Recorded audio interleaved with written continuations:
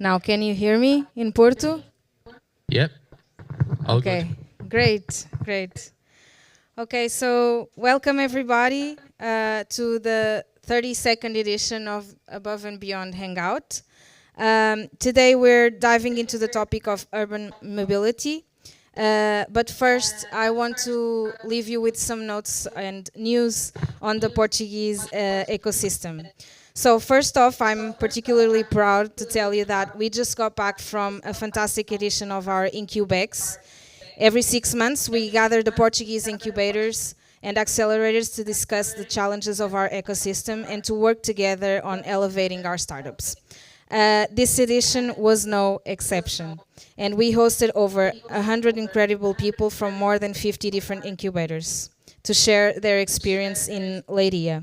So if you are part of an incubator and didn't participate, please stay pay attention to our social media and to our network to participate in the next. Also, for all startups that want to participate in Web Summit edition this year, the applications for Road to Web Summit are almost closing. So if you want to participate in the program with the chance of having a 50% discount on the conference and have access to a boot camp to prepare yourselves, then you should apply as soon as possible. The registrations will close next week, okay? Also, the Aveiro Tech Week kicks off next week. So if you're around the area or want to know all the initiatives related to technology, innovation, and digital art, you should visit the city next week. There's another program that open applications, so Future Innovators Program by Unicorn Factory. It aims to support university students in developing entrepreneurial skills. So the applications are now open if you want to participate and are still a student. And now, last but not least, we would ask your help today with a survey on sustainable future of the mobility system in Lisbon. So if you are here, can you please put the QR code? So if you are here and you live here in Lisbon, it would be great if you could participate and help us on this survey. Okay, so now without further delay, I want to get started and I want to introduce our panel. So here in Lisboa, we'll have Leonel Soares from Boost Portugal, Pedro Machado from Transportes Metropolitanos de Lisboa, and Vasco Pipa from Brisa. And in Porto, Joel Souza, refounder of FAMEL, and Sandra Melo from CEIA, which will talk this afternoon. But before we jump into the discussion, I want to call João Moreira Pires, who will be the host of our session, and call the startups that will pitch today. I hope you have a great evening, and I'll be here if you need something. Okay. Thank you so much, Patricia. Hi, Porto. I hope you hear me loud and clear. Hi, everyone. I'm your host for this evening. Before our conversation on urban mobility, let's warm things up with some startup pitches. For our first pitch, here in Lisbon, please welcome with warm applause Luís Lamy, co-founder of Safety Scope.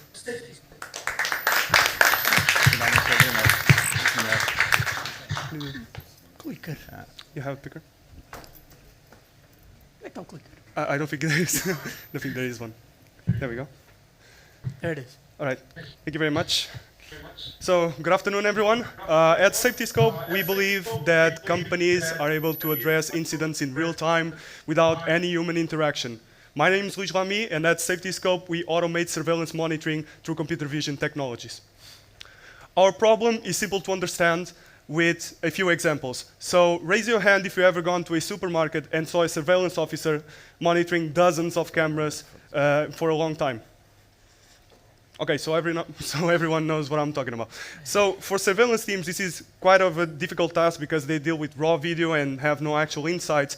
And this becomes very, very hard for them, especially with minimal teams and a 24/7 regime. And that's where SafetyScope enters.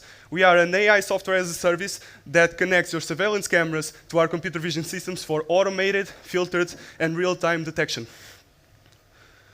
Now, the supermarket problem is not just present there. It's present in any place that implements surveillance. Our main goals with the product are very common between industries. We want to provide you a tool that you are able to detect, inspect, and act accordingly in just 1 minute, reducing 99% of the time you watch cameras in your business. We also come with a lot of advantages. SafetyScope is 4 times better than each surveillance officer in the world, with precise hours and 24/7 monitoring. You can also enjoy cutting costs with your business, direct and indirect. How does it work? So you start by connecting your cameras to our systems, and when you do so, the systems will begin processing that footage, and when they detect something, you'll get notified instantly, and then you can proceed to action after watching a video of the caught footage. Our solution is a technology push in Portugal, and we are creating value now in Portugal in this market. But as you can see by the global numbers, the surveillance and its technologies, the investment in them is coming to stay for a few more years. Our product serves the security boards and the teams that manage this task, as well as the surveillance companies and their clients. And also, we can provide this into the home segment, where we can impact millions of households with cutting-edge technologies like ours. Our business model, we operate on a B2B and B2B2C basis, supported by a revenue stream of a monthly subscription service per camera integration. Our differentiation lies in the variety of activity that we can detect, the fact that we have instant notifications for our users, and also eliminates most of false positives, and as well we can enjoy cutting costs and have this product affordable for most people. Our next milestones, we are now getting closer to getting our first paid pilot, and then we will be able to see the fact that we already have in the pipeline 360 cameras to integrate in our software, which is actually the triple of what we estimated doing until the end of this year. Also, we have 40 security directors across major Portuguese companies in our pipeline who are interested in integrating our solution in their business. We will be at future events just like Road to Web Summit and Web Summit with Startup Portugal, so applications are open, don't forget, and join us. And we are now a team of 4, 3 founders, but we want to be a team of 9. And currently, we are actively pursuing a pre-seed funding round of 250,000 euros. So, if SafetyScope is for you, join us as we provide the surveillance of tomorrow today. Thank you very much.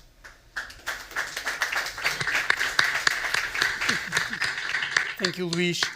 I guess Big Brother is going to be watching us. Let's move on to the second pitch of the day over in Porto.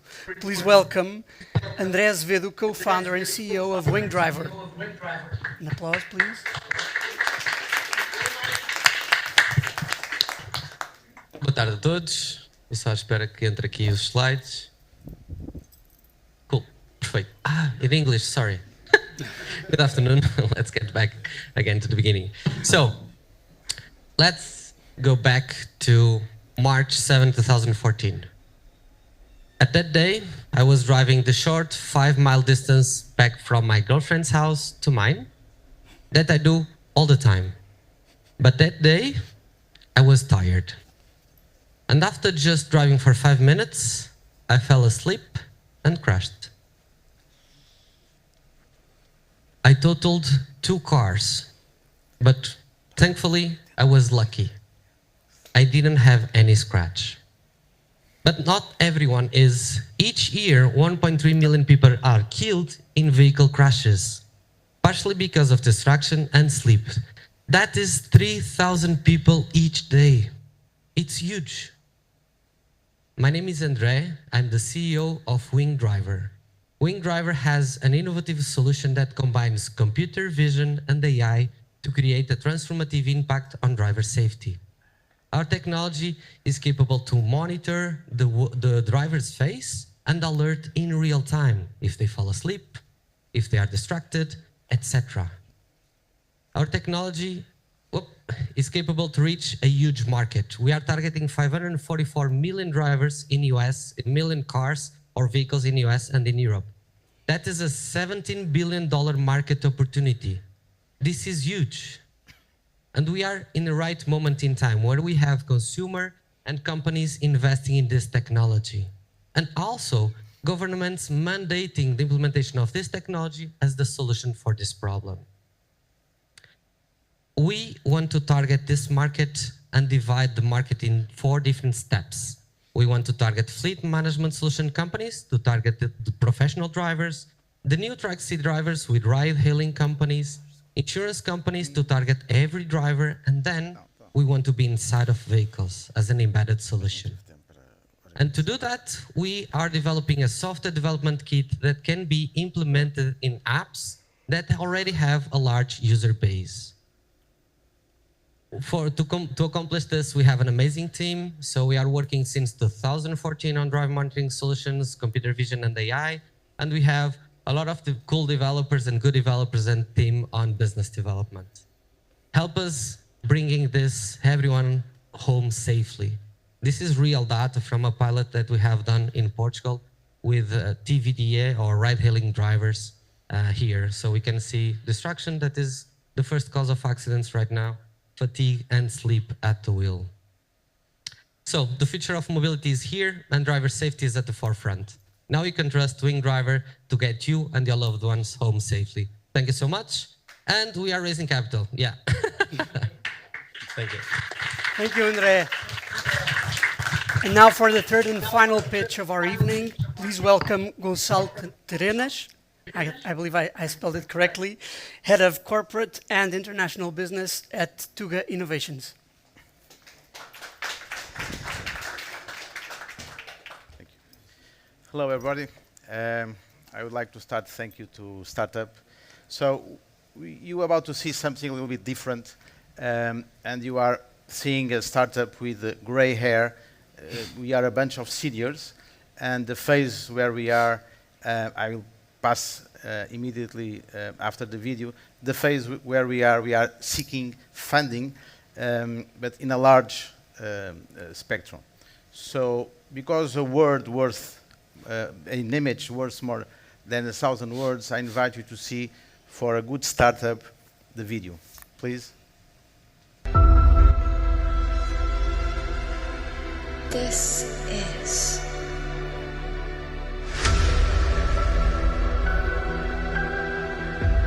everything.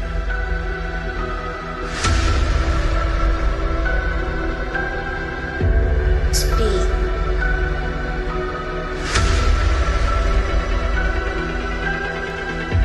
Beauty.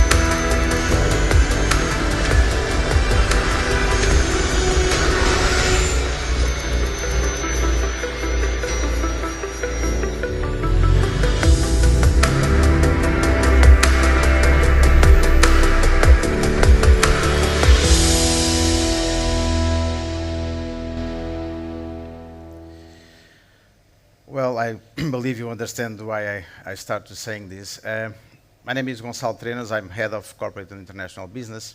Tug Innovations is a company born in 2020 and starting through the first step through the United States with the IPO, so we are a listed company. And I will try to be concisive about why we have born. The founder and the mentor of this project is a Portuguese architect, César Barbosa, and the brand is a trademark. So we have successfully registered Tuga. So Tuga is a reference in the listed on the United States, in Frankfurt or Vancouver stock market. And the concept was born from a head of an architect because of this problem. Cities are facing huge problems with urban transportation and urban ecosystems.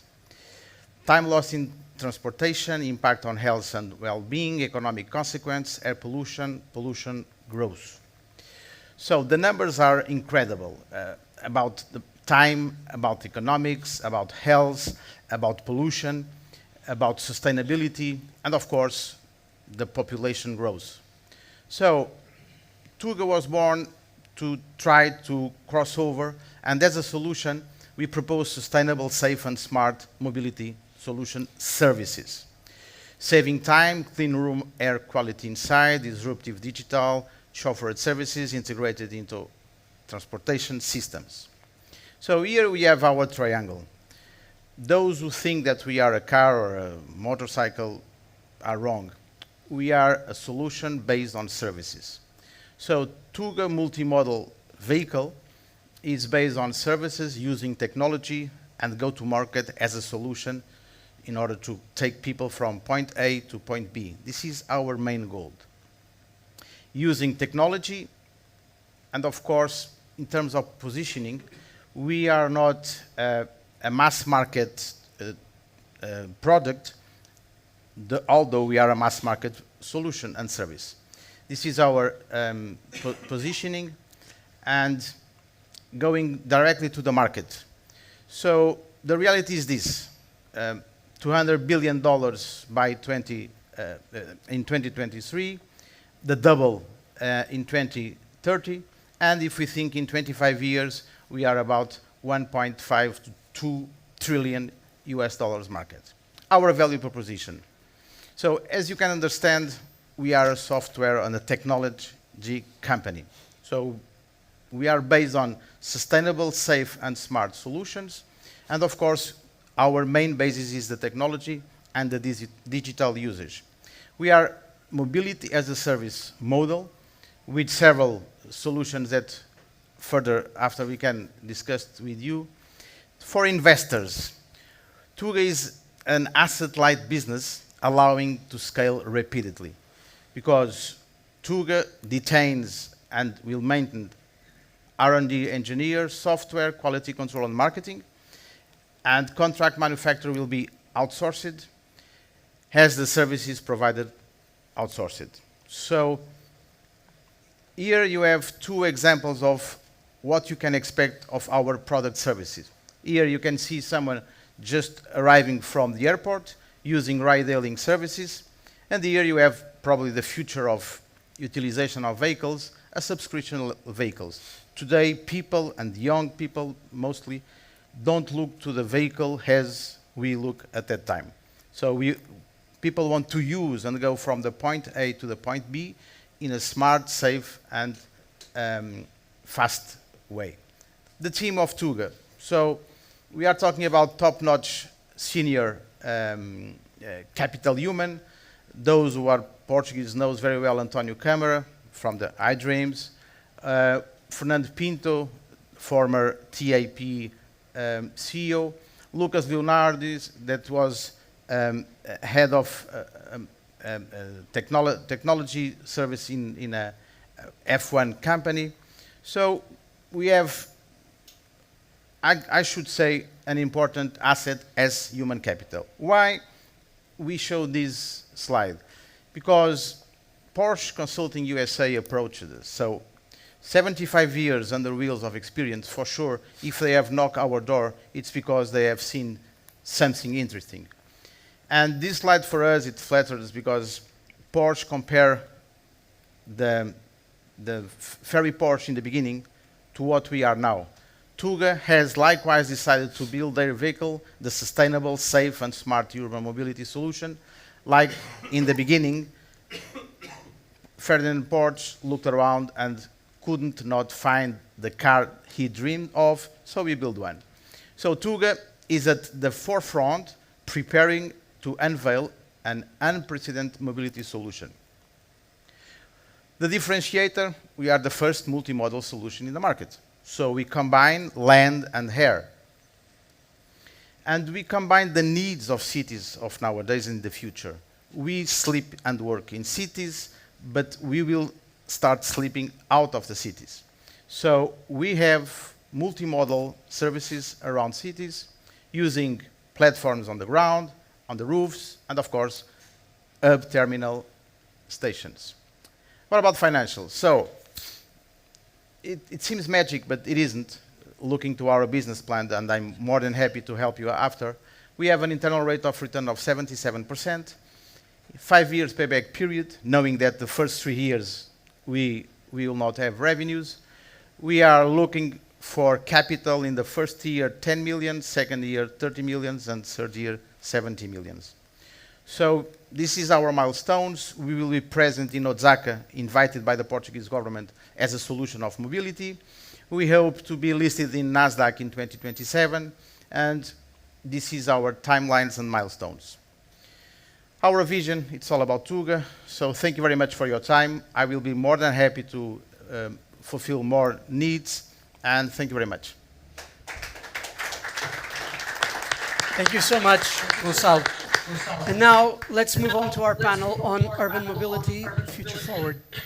Please welcome here in Lisbon, Leonel Soares from Boost Portugal, Pedro Machado from Transportes Metropolitanos de Lisboa, and Vasco Pipa from Brisa.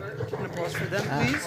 And over there in Porto, Okay. Joel Souza, CEO and refounder of FAMEL. And applaud them, please. And our moderator, Sandra Melo, consultant at SEA.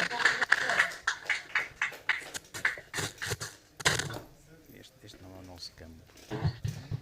Este não é o nosso campo.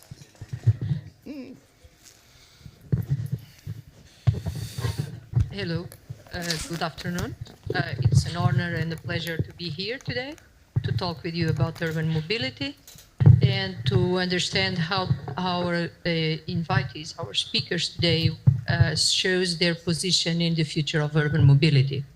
So the future of urban mobility is electric, or we believe right now that it's electric, it's shared, it's autonomous, and user-centric. And I do believe that FAMEL, that is a company that used to be well known by its motorcycles run by conventional fuels, had to reinvent themselves and to become electric. My first question will be, what kind of challenges, both technical and operational, did you face when you decided to make that change? And if indeed the reason why you changed it was because you believe that the future is electric? Yeah, so thank you for the invitation. That's the first challenge, because FAMEL in the past was well known, but it was known by the exhaust fumes, the exhaust noise, and all the generation that appeals for the brand was on that, let's say, mindset. But I knew from the beginning that the future was electric. I was by that time a technical guy in electric mobility already, so I knew that the future should come electric, and that was the first challenge, was to create or recreate the brand according to the new electric paradigm, according to, and change the mindset of people that were somehow stuck in the past. So this was risky, because people are not averse to the change, but we took a decision. We should go for electric and prepare for the future, or we can go as a combustion and sell just for Portugal and small units in the first 2 to 3 years and close doors again. Because the brand was shut down in 2002 with some lack of vision and innovation. They already had in the past the electric scooter, but yeah, we keep the path, and we are now starting to get the the objectives and the goals on the road. You mentioned that you needed a change of mind from your clients, so a change on the paradigm as well. Do you notice something on the type of clients that you have now? Are they different? Are they different from the previous ones, or you believe that it's still the same market? No, we are not yet delivering motorcycles to the road, but we have already a lot of pre-orders. And we have a mix of people that are very emotional about the brand. And this is one of the key things that we saw the potential of the brand, not starting from scratch a brand. That was one of the things that it is confirmed. People still know and still want the brand to be present. And the other is people like in my age range that wants transport to go to their work or school. This is a mix that we can combine and appeal to the young generation, which is our main target in the future. But do you think that using motorcycles you will affect in some way the congestion in cities, for instance? Do you think you will contribute to reduce it, or? Yes. Yeah. Motorcycles has a lot of advantages comparing to cars and comparing to other two-wheelers, let's say, mobility solution. Because compared to the cars, it's obvious the cost of a car and the parking space that it requires and all the space it has on the traffic. The motorcycle can easily sneak around the cars. The other advantage of the motorcycle is that it can go far or more in a certain way far away from a bicycle, for instance, because in city centers you can have easily 30 to 40 kilometers, and this is not practical for a bicycle. But for people that are normally used to this kind of vehicles, the two-wheelers, the motorcycle is the most advantage. The other is the cost of ownership, because we can have, for a fraction of a cost of a car in terms of acquisition or renting, insurance, and all the taxes that we need to pay, we can have a motorcycle and get more time to live and to be at home in time instead of spending a lot of time in traffic. So this is a key advantage. And there is a lot more of an advantage besides the fact it is electric and contributes for the sustainability. You mentioned the fact that the cost of ownership, and it reminded me of one of the presentations that is trying to explore the high-link services. Besides becoming electric, do you consider that FAMEL will explore specific niches or has already some targets in terms of market that can provide you an idea that you will have a sustainable growth? Yes, so we have this first product on our pipeline. We need to start pushing to deliver them because people are waiting. But we have already in our roadmap to fulfill some potential markets that we see that has great potential for us to grow outside Portugal, which is not the scooter itself, but the B2B market on the last mile delivery, for instance, which is a market with great potential that we can grow, and also another kind of solution in terms extending a little bit more the mobility to go far away with more range in the motorcycle and a bigger motorcycle, let's say, for people that are used to that kind of style. Now, regarding the infrastructure, and it's my last, sorry, it's my last question. do you find that you have some obstacles still, or do you find it easier to have support to your business with the current infrastructure charging spots? Yeah, in terms of infrastructure, this is something that changed a little bit our first product or our first proof of concept, because we spoke with a lot of potential customers, and the first thing that they asked was if the battery was removable or if they can charge in the public stations. Our answer is that this current project or product is compared to an equivalent of 125 cc, which is not feasible to be charged in the streets. It should be charged at home or in the office, and in that way we are creating a way to remove the batteries, as the scooters has this possibility, to give people that lives in an apartment or wants to charge in the office and it's in the 10th floor, to give this opportunity and not closing this market for us, because it was maybe half of the market that we could close if we could not go for that in that way.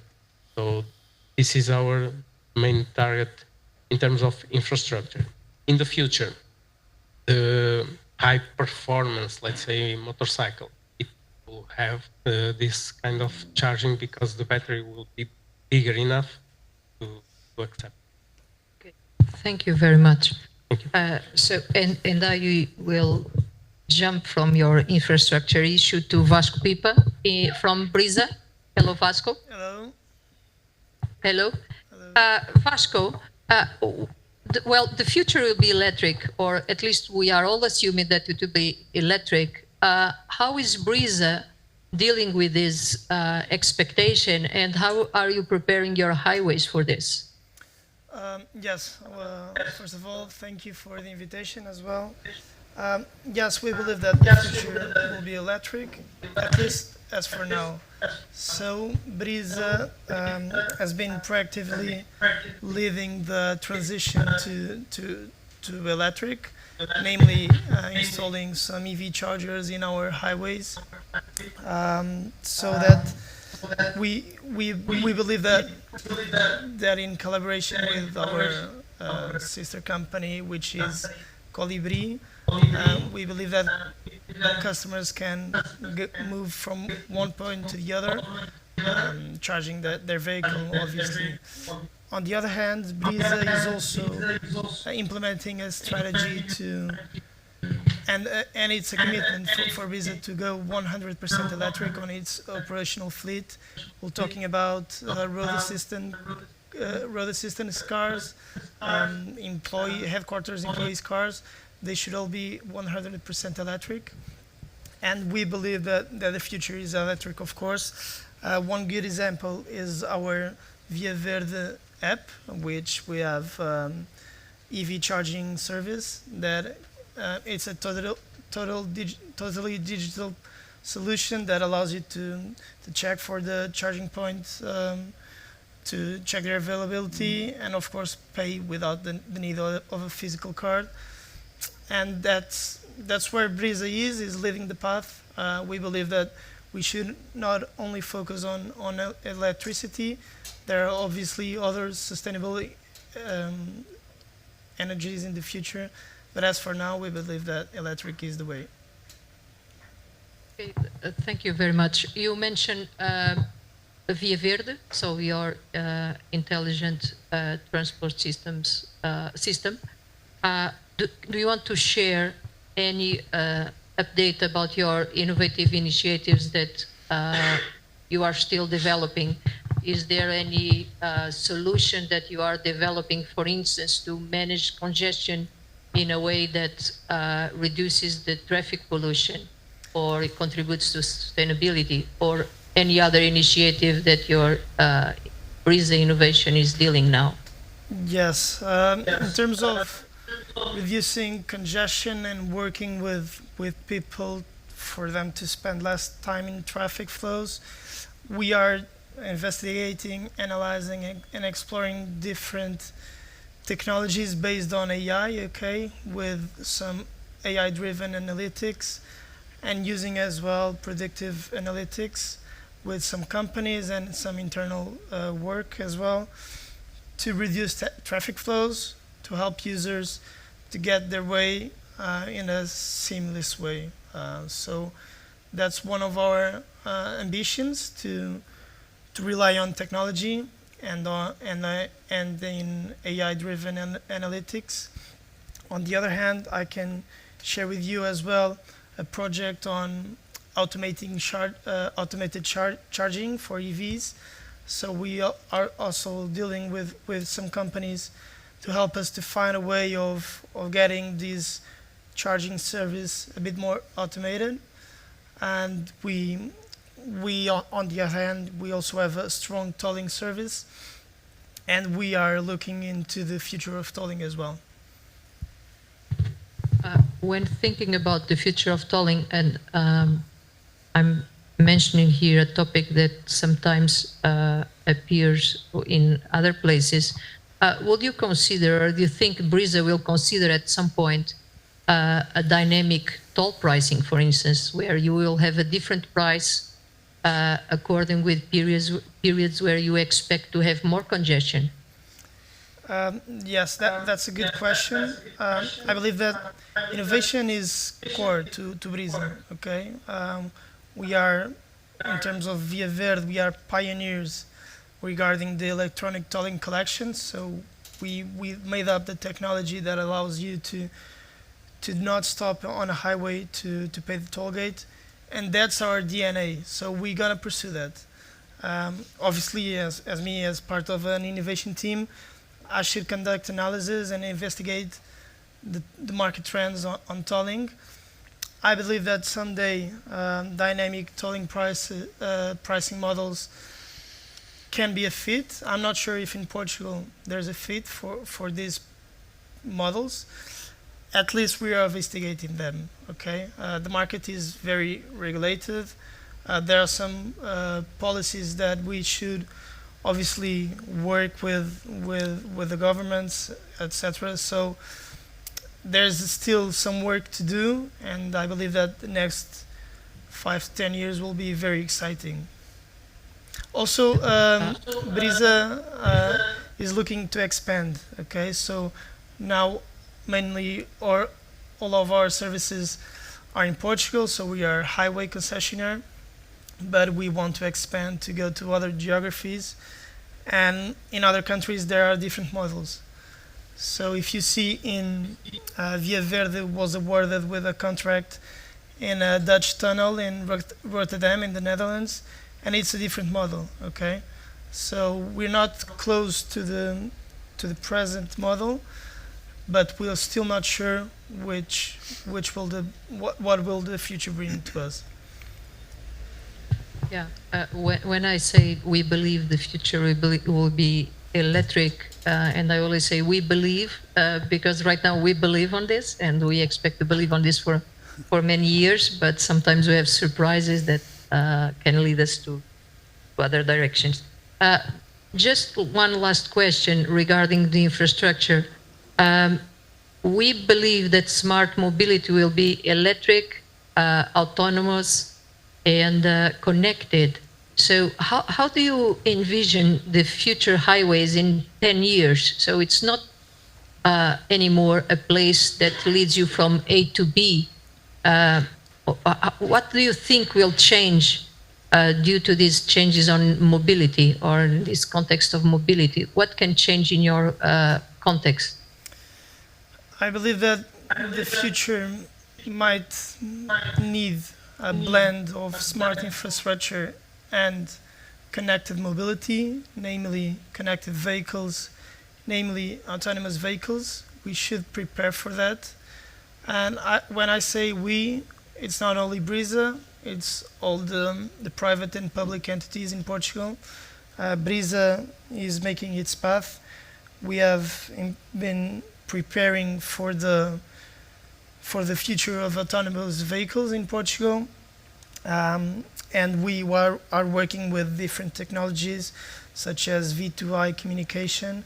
So this is to say that these might include us using sensor technologies, using predictive analytics, and obviously we should focus on preparing ourselves for the connected vehicle mobility.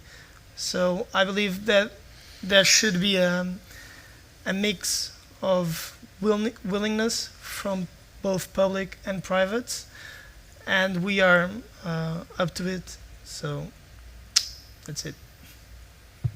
Thank you very much. I'm a Thank big you. fan of Brisa, Ruth, your Nice, me innovation too. and the way that you Me too. pursued. Thank you. Thank you and congratulations. And now Pedro, hello Pedro, Hi Sandra, how are you? how are you? It's a long time. Long time no see. Pedro, recently and moving from infrastructure to urban mobility, or a bit more urban, we are now dealing with concepts like ride sharing, mass, and so on. How does TML integrates all these concepts now in the way they plan their strategy and the way they plan their work? Thank you so much for the question. Thank you also to Startup Portugal for the opportunity and calling us. First of all, let me just say to the audience here and back home that TML, so Transportes Metropolitanos de Lisboa, is a transport authority for the metropolitan Lisbon area.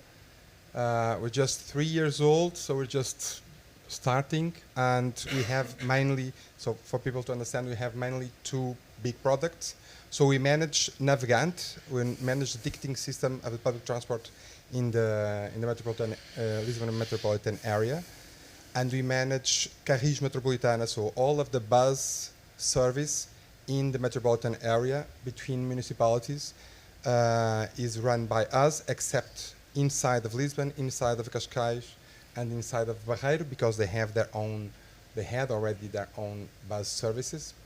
So going back to your question, Sandra, yeah. So we have, so you know, everything that we'll be discussing here, innovation, technology. We have a team that is looking into that and bringing this knowledge and new solutions to the management of these two big products. And apart from that, we are developing a series of other. We are starting to develop a series of other fields of work. I can give you a few examples. For instance, we are part of a, we've been discussing with the European Commission all of these MAS, they call it MDMS regulation, for instance, because there are a lot of things that come that need to be looked upon as the innovation comes to the ground from the regulation point of view.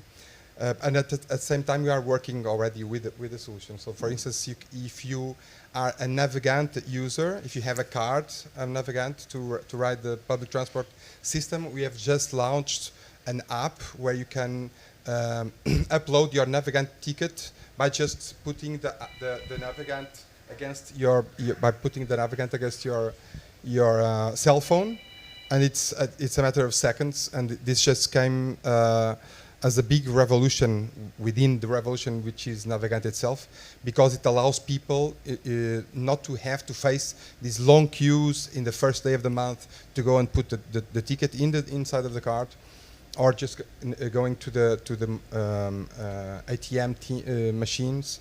So this is one of the things that we are doing now, and we have already more than 100,000 subscribers for that. So it's and it was launched like 3 months ago. So it gives you an idea of the impact that this can have. Another thing that we're doing, for instance, right now is we have just launched a few weeks ago another app for Carris Metropolitana, and right now we have the web services. Right now you can have in your cell phone, you can look at through this app at all of the buses of Carris Metropolitana, and you can know where in the line that you are going to ride, where the buses are. A little bit like you see the cars of Uber, you can also already see the buses as well. So I don't know if I'm getting too Pedro. long in the answer. Pedro, do you see it in real time, or do you only see the time that is coming to the bus? No, you see it in real time. Of course, there is a gap because the bus sends a GPS sign to the central station, then it goes to your cell phone. But you can see it. We get the sign I think every 5 seconds or something. So yeah, it's in real time. Yeah, the Navigant system that you mentioned is similar to ANDA in Porto. So we also have one that does exactly what you just mentioned, just to make a comparison. Although the STCP doesn't show yet, at least I don't know that they show it on real time. But Porto is very far ahead in other things. So we have a very straightforward dialogue with the MPs. So and we learn from them with some things. We share with them other things, and also the other intermunicipality communities around Portugal. So yeah. But that can actually, I do believe that will definitely change the way the user will see the transport, the public transport experience. And that leads me to another comment that is, besides what you mentioned, and considering what we had like 10 years ago, that is already a huge step to have it on real time. Although it seems a bit strange that a city like Lisbon, with all these flows of tourists, and the capital doesn't have it yet, or didn't have it yet before. Do you have more technologies or more services that you have planned to invest to improve the user experience? No, sure. So we're now looking, for instance, at the interfaces. One very recent, actually it hasn't been launched yet, but we're going to be present in the international conference on walking. Walk 21 is going to be here in Lisbon in 1 month time, and we're going to be presenting, if all goes well, a new application called Naviland. No, it's not a new application. It's a new application for us called Naviland that allows blind people to navigate through within closed environments. So we're going to try to. We're working with ACAPO, which is the blind association, with the National Rehabilitation Institute. Also with EP, the manager of the infrastructure, and the Metropolitan of Lisbon, to see if we can put this application to allow people, blind people, to go from one transport mode to the other transport mode in complex environments, like the station of Orient. So if you've been to Gare do Oriente, you know it's very massive to go around, even with your eyes. So so we're now having an application that it tells instructions to the blind people that to navigate, and we have a lot of other things. Like I could try and look for a couple more. For instance, we are talking about the information to the public. We are now developing a project called iMultimobile, where we are working with all the public transport operators to get their information in real time, so that we can get it all together in the same platform, and then make it available for all of the mass applications. So things like Citymapper, Moveit, Google Maps. They have, if they want to show you information on public transport, they have to go to all of the operators and get information, and then each operator gives you in a certain way. So we are getting all of this information, making it standardized, homogeneous. And then give it back to the mass applications and to the operators themselves, so that in the future, for instance, you can come. Let's say you're coming from Almada on the boat, and right now you can see the information when you're riding on the boat, or in the boat interface. You can see the information of the boat company. Yeah, so we want to have information of the other modes on the boat, so that when you are on the boat, you can see and say, well, I'm heading towards Cais do Sodré, so this means, and I'm seeing that the train to Cascais is running 3 minutes late, or what time is it, so that you can see multimodal information in all of the stations and all of the vehicles of all operators, and then you can make decisions in real time as you move along in your journey. Am I going in the right direction of the question? Absolutely. No, Sorry. absolutely. I'm sorry. I was listening all your news about TML, and it's nice that you share it because most of us don't find this kind of information unless we will look for it. And one important point that Pedro mentioned, indeed, about the blind persons is that we keep talking about sustainable mobility and again the future, and this is for sure the future of mobility will be sustainable because we will work, all of us will work on that direction. And sustainability is not only about reducing the CO2 emissions, and we tend to be most focused on the environmental side, and sometimes we tend to forget a bit the social side and the inclusive need of the mobility, and looking at the blind people or looking in simple things like, for instance, the bike sharing system.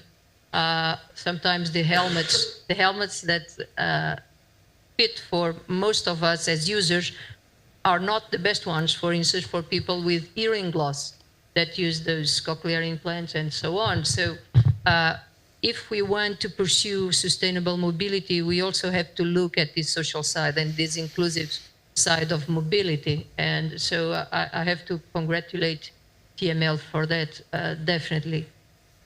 Thank you, Pedro. Feel free and also Vasco, feel free to feel free to interrupt at any moment if you want to make comments. And now I would like to go to, and I apologize, but I'm terrible with names, so I really have to look at it. Lionel Soares. Hello, Lionel. Hello. How are you? Hello, how are you? So Lionel is from Boost Tourism Innovation. And I do believe that in your case, it's the one that we don't know as much as with the other colleagues, because everyone knows Brisa, and most of us also know TML, and FAML has a place in most of people's heart from 30 years ago or 20 years ago. So if you could introduce a bit what you do, and then we start. Sure. Thank you for the invitation and the opportunity to explain a little bit what we do in tourism with Boost. We started like 2008 with some yellow go-cars driving the city. At the time, like in 2008, we had a technology in GPS based that it was quite innovative at the time. Nowadays, no, of course. But it was very good for us. It was like the start. We started like, we know like Lisbon at the time was not 1/10 of what is today. And we started like with the focus of innovation and showing the city in a different way. After that, we started to, with this goal, we started to look to more different means of transport, like segways, doing segway tours, bike tours, walking tours. We grew also to Porto.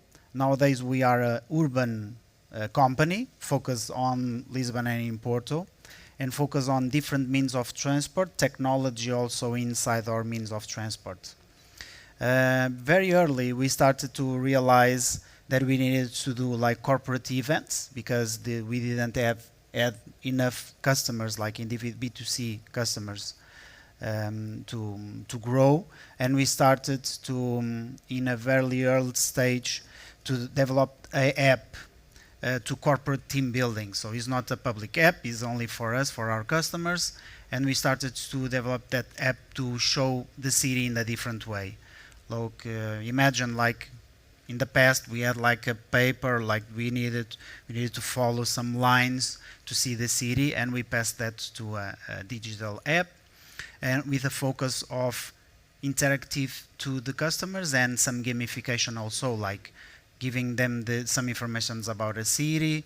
They need to take some pictures, they need to do some videos, and then share with their friends in the end of the day. 3 years ago, we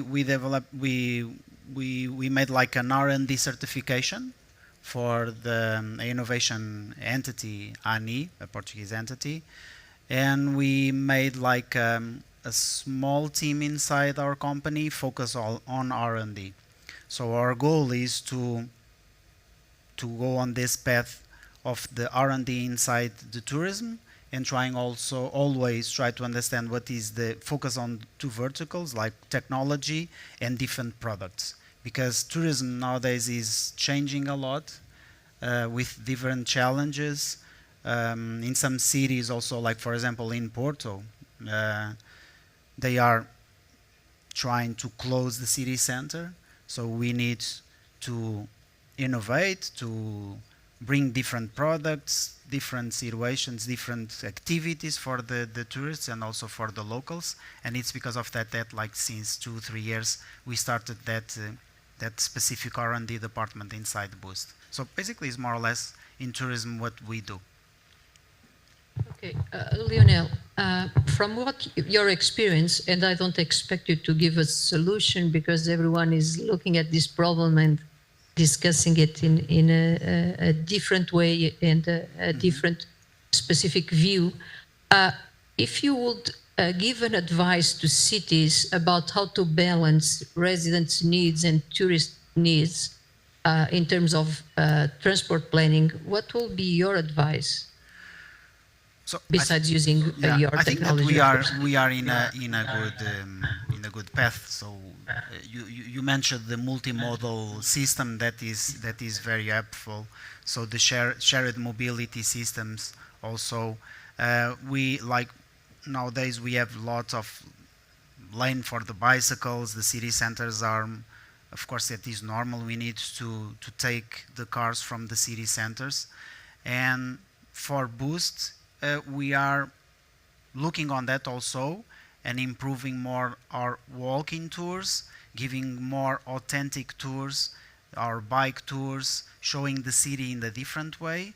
Because we are an urban company, we are focused on our community, so like the locals, the social part, we take that very seriously. So in our ESG report for the goals for 2025 and 2030, they have like specific lines for the community, because we is the city centers, Alfama, the small streets is where we pass all the days, and we want to make a small difference also, or be part of that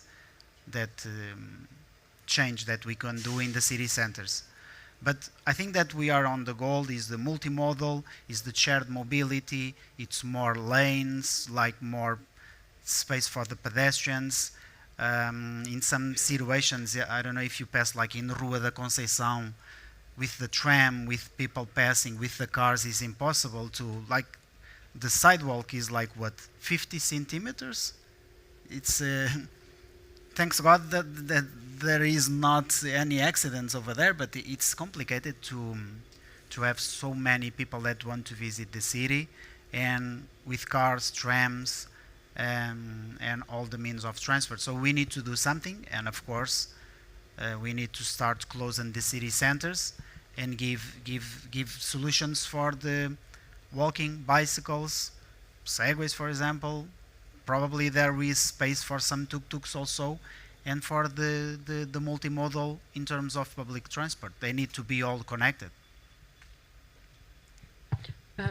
Besides that strong connection between micromobility and the tourism sector, do you predict a further step of further initiatives and services on your company that you think that will make an investor want to look at Boost now? Yeah, so what we are doing on that side is like we launch a new brand that is Spinach Tours. So basically we have a car that is, we call it Spinach, is a 4-wheel vehicle, fully electric. And all the technology and know-how that we have since 2008, we put it inside the new car, is electric car, and we are doing a license model to expand the Spinach Tours worldwide. So we have already locations in Lisbon, Albufeira, Funchal, Sal. We just opened on Sal, and we in October probably we will launch Sevilla and Malaga. So we raised some capital. We have some capital with international investors. We made a spin-off of Boost with the know-how to tourism, and this is our international project that we think that we can grow and put it worldwide. Thank you very much, and thank you for letting us know a bit more about your Thank you. company and about the impact that you are making in our cities. So now to everyone, and I will return here to Famel again. Well, urban mobility is evolving quickly. What do you think will be the most disruptive innovation in the next decade, and how should cities prepare for this shift? If you want to give an opinion based on your experience with Pamela and with all the challenges that I imagine that you are facing. Yeah, it's quite hard to think about it because there is no, not only a solution, and it will depend to grab the best ideas and what is working in several places and try to adapt best way on each city. I think that the mobility as people are now starting to shift as a long way to cross. Electric mobility is enabling this shift, of course, because right now we do not think about the electric scooters, for instance, the small ones, the spinach, and the electric mobility enabled kind of products. Right now, for instance, in the motorcycles, the battery energy density will, of course, enable even more range or less weight, giving people less, let's say, annoying stuff to walk around with a heavy battery. Batteries can be lighter. And I think it's more or less an adaptation along of the time. It's in the end, what I expect is that cities are for people, and right now the cities are for cars and all the transports, and it's something that must be changed. And electric mobility is right now starting doing it. Yeah, thank you very much. Indeed, we also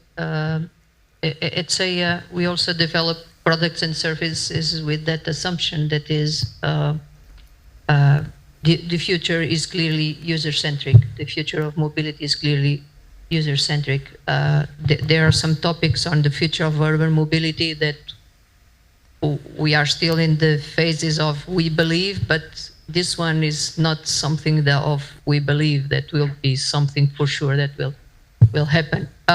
Vasco, Lionel, and Pedro. Vasco, do you want to start, please? Yes, sure.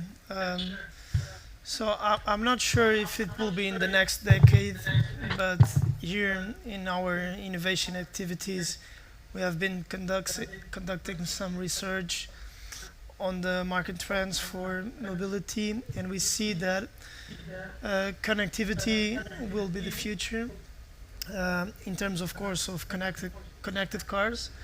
We see that cars are getting more and more connected with the driver, with the road, with the infrastructure, with public authorities. So we see that connectivity will be the future, and we at Brisa and Via Verde, we should obviously be prepared for that. I'm watching also a trend on urban air mobility. So when we talk about drones or on small planes, helicopters, volocopters, we have been witnessing this in the US and China. And I'm not sure, and probably it won't be feasible in the next decade, but we should be aware of this trend as well.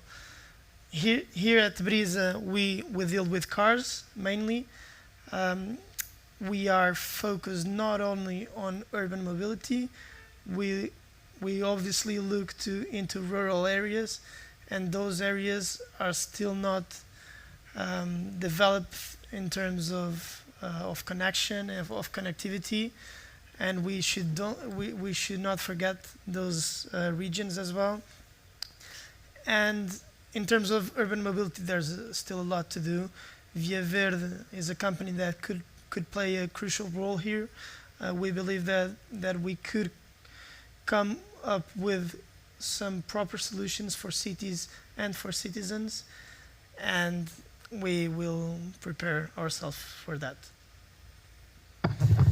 Thank you very much.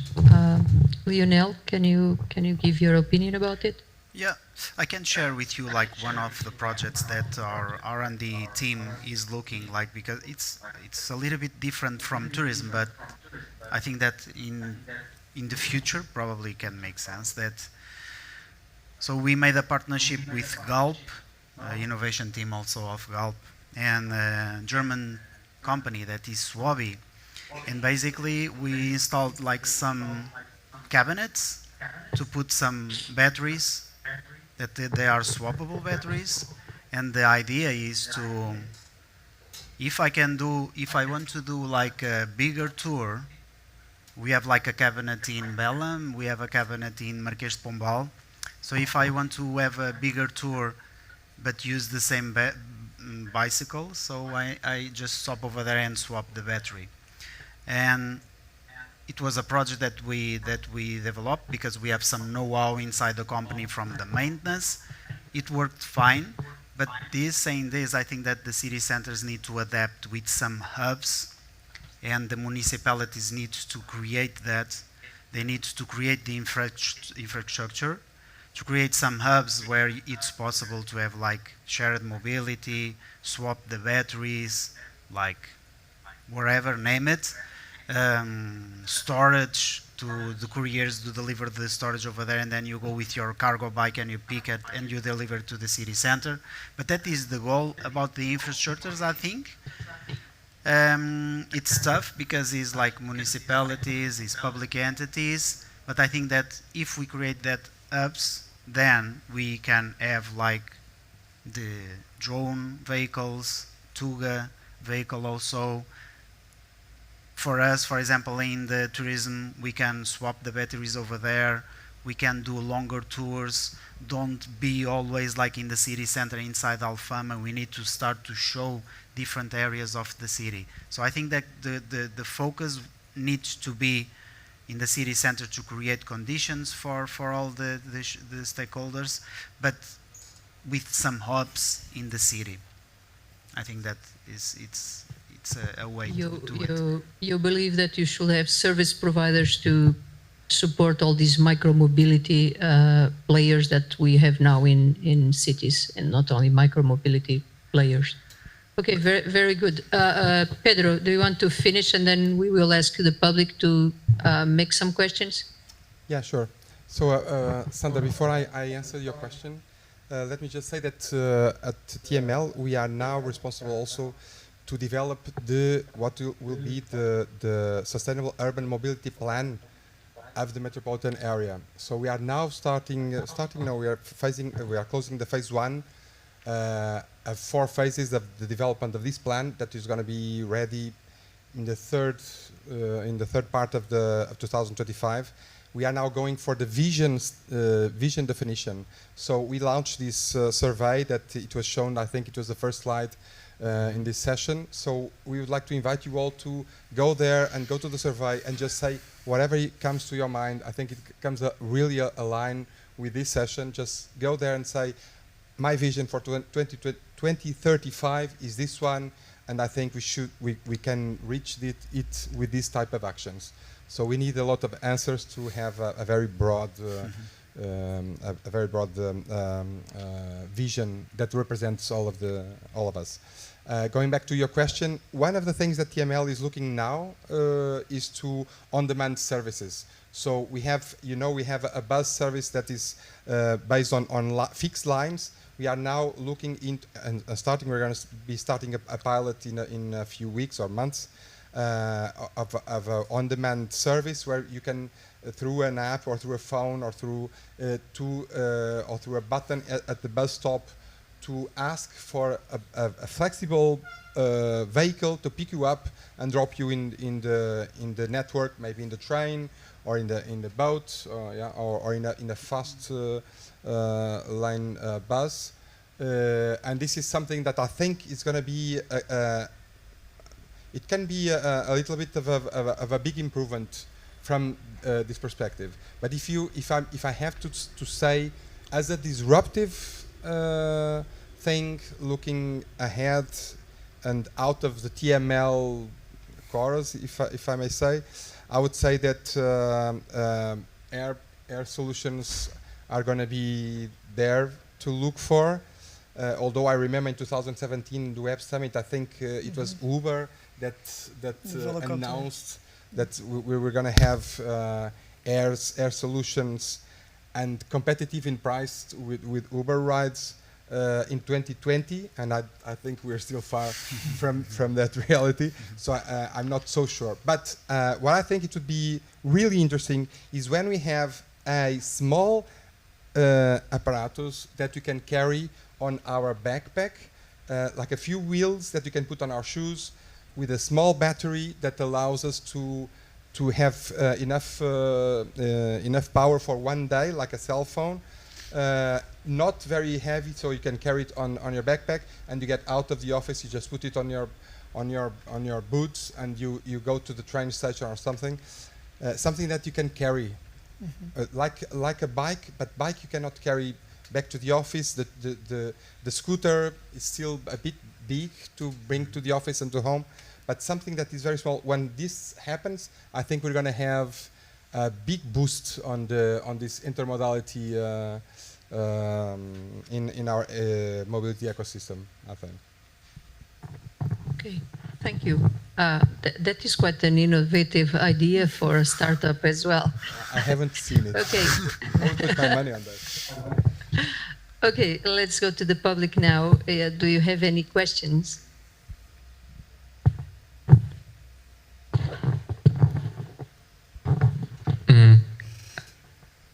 Hello, I have a question to the mobility of Lisbon.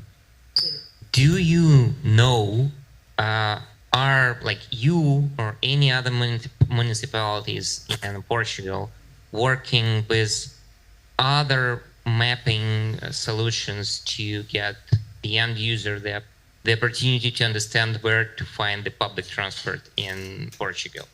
Because yes, there is limited information on Google Maps, but so many people don't like to use Google. And then everything is really fragmented. Like on Apple Maps, we have, I guess, trains, and that's it. On other kind of maps, I don't know. So City Mapper is one city. Do you know like what's happening in this space?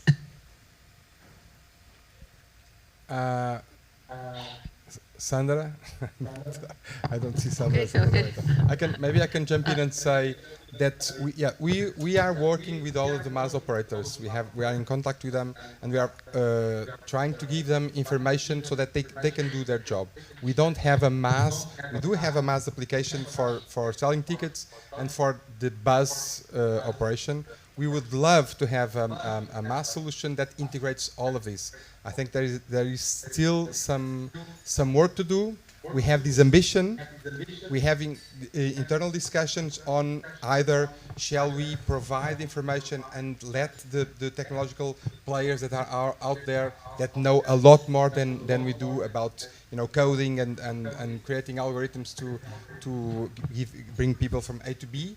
And just feed them with information, but this also puts a bit some questions we can discuss. Or should we have an integrated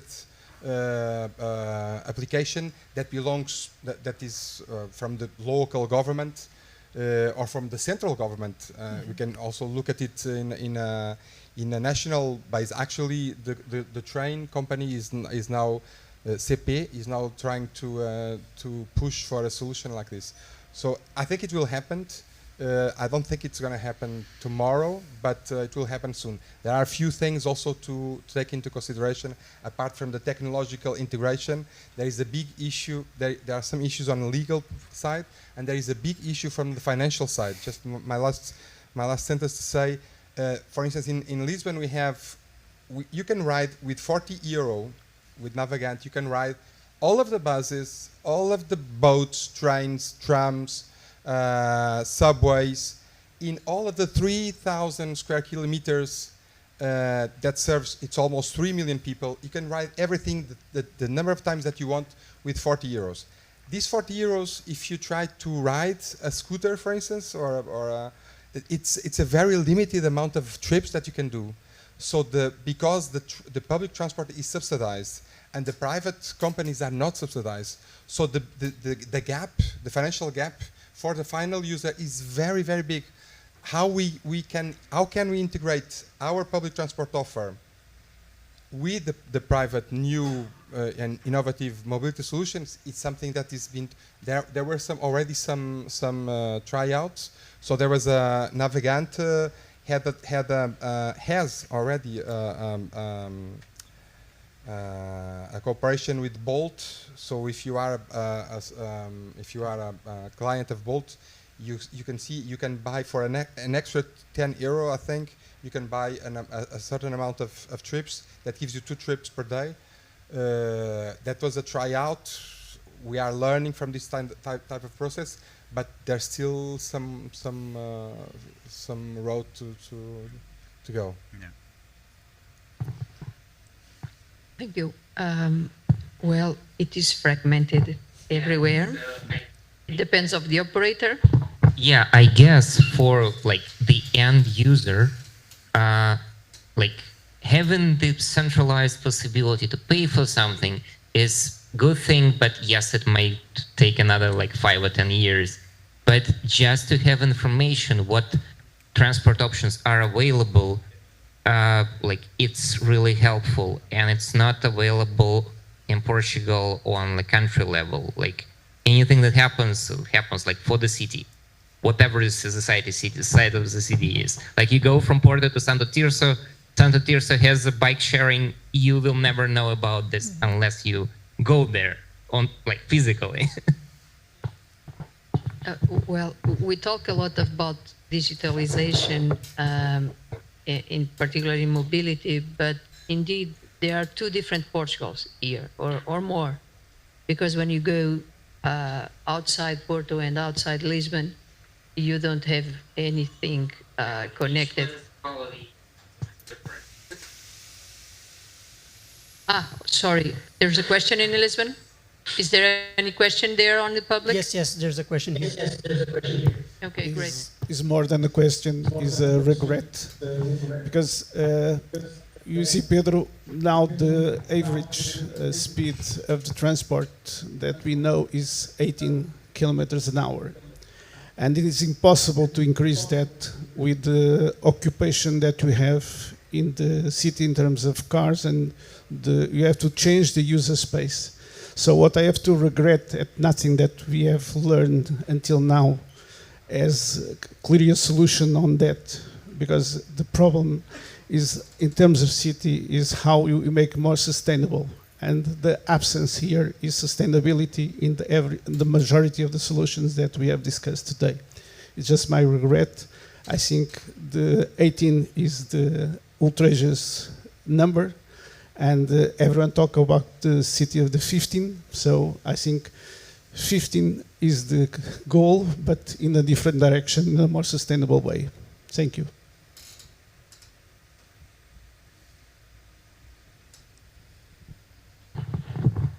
Pedro, will you comment? I can comment. There was not a question.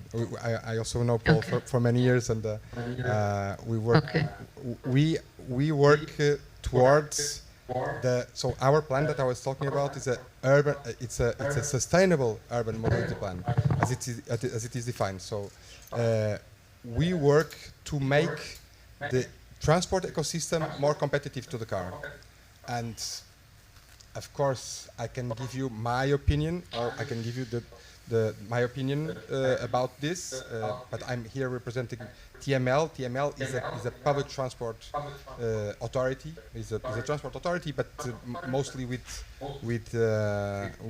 competences in public transport. And we do believe that public transport and I believe that public transport is the backbone of the system.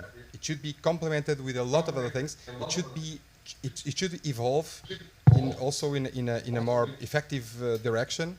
But I completely agree with several people already mentioned that we should go towards a people-centric city. People should be the center of attention. That's in our mission as well. So we'll do everything to that in our strength to make people walk more, cycle more, use more the public transport. Actually, what we believe is that we should have an array, a menu of different options. And when you go out of home in the morning and you plan your day still in the house, you should say, well, today I have to do this, this and that. So can I do it? What is the best way to do it? Yeah. So, and right now, traditionally, you had this public transport that always goes in the same lines, and now you have a lot of other options. So you can say, I will take the train because then I have a meeting that I can use a taxi, or I can ride a shared bicycle to go to the gym. Then I can go with my own solution. I can walk. But then again, yeah, I believe we can have a city that is, in our case, we talk about the metropolitan area, which is much more complicated than the city center, as you know. But I believe we can have a metropolitan area where it's easy and competitive to the car to go to most places. Probably not to all places, because the car is indeed very flexible, and in low dense areas, or at night time when the buses and the public transport is not there, or at weekend where the public transport is not so efficient, the car might be used in some solution. It's also one piece, but in the end, I think we can do most of our trips in sustainable alternative ways. And right now, what we see from the pools is that more than 50% of the trips are done by car. And it's very, very difficult to change this. We all know this. Even with COVID, and after the big increase of the price of petrol, we are now paying almost €2 per liter of gasoline or diesel. And even like this, the number of cars don't go down. So it's really a tough choice. And I think connectivity, when we get the entire system to be reliable, and people say, I'm going to take the bus because I know that there's going to be another bus when I have to change, and I will not be stuck in traffic. I will be there on time. I think it's going to be, we're going to get there. But right now, it's still not so efficient. But I think we're working on it. No, but from everything that you described, you are definitely, TML is definitely pursuing that objective of mobility as a service. So it's really a matter of time until you reach that ecosystem that is indeed sustainable and user-centric. Okay, thank you very much. Is there time for more questions? Is there any other question? Just one question? So my question will also be to the TML. It's quite a short one. So you talked about something called like a fixed route taxi, which is quite common actually in Eastern Europe, and which you have encountered during many years of my childhood there. And well, from my experience, it's a very problematic system, but I'm not going to criticize it. Rather than to emphasize that it's a very research topic, and you can find a lot of information on it. My question would rather be regarding the shared biking system. if there are any initiatives in terms of that, like coming from the government, because there is the experience of Amsterdam, if I'm not mistaken, when very affordable tickets to subscribe for a shared bicycle inside the city was introduced, and suddenly people did start to prefer bikes over cars, not only because of, let's say, this and that, but also because it was a very affordable and a common way to get around the city, and the bike was always there, and so on. And I guess the safety level of bikes is also much higher than of the scooters. It could also solve the problem of the expense, which you talked about, with the public and the private companies having a conflict in terms of pricing, because bikes are very cheap to maintain. So that's not an advice, but rather a question whether that's considered something that is considered, and if there are any initiatives in that area. Thank you. Pedro, it was for you. Okay, so within TML, and I'm going to say that TML is 3 years old, we haven't discussed this. Also because we believe right now we're seeing a movement towards bike sharing coming from the cities, from the city level. So Lisbon, as you know, has a bike sharing scheme which is very popular. It's one of the schemes, to my knowledge, one of the schemes in the world that has more rides per day per bicycle. Also because it's very, very cheap. So you pay €25 per year to be able to access the Gira bike sharing system. So it's really, really cheap. I think it's a great solution. We know that there are a lot of other municipalities around Lisbon that already asked for this bike sharing system to expand there. I'm not from the city council. I'm not from ML, which is the company that manages and owns Gira and developed Gira. But I know that some municipalities have asked, and I think that it hasn't expanded more because it's very difficult. You need bikes, you need to have a team to do the maintenance, you need to have cars to do the real balancing. So I think it's a big success. It will keep to expand, and I think when I look at in 10 years' time, I see Gira going, present in most of the Lisbon metropolitan area. If not Gira, something similar. For instance, Cascais and Oeiras are already working into solutions like this. Although, of course, very small compared to the Gira scheme. And you know that in sharing services, you need density, you need offer so that people can use. So I think I completely agree with you. This is a solution. Also, it's a lot used, not only because it's a great system, of course, but also because it's very cheap. And it's very cheap because it's financed. And in this case, it's a very interesting case because people who use car pay for the parking in the city, and this money from the parking of cars goes to pay for the bike sharing scheme. So you should know this. Gira is financed by the parking by the car drivers that park in the city. A part of it, of course. Thank you, Pedro.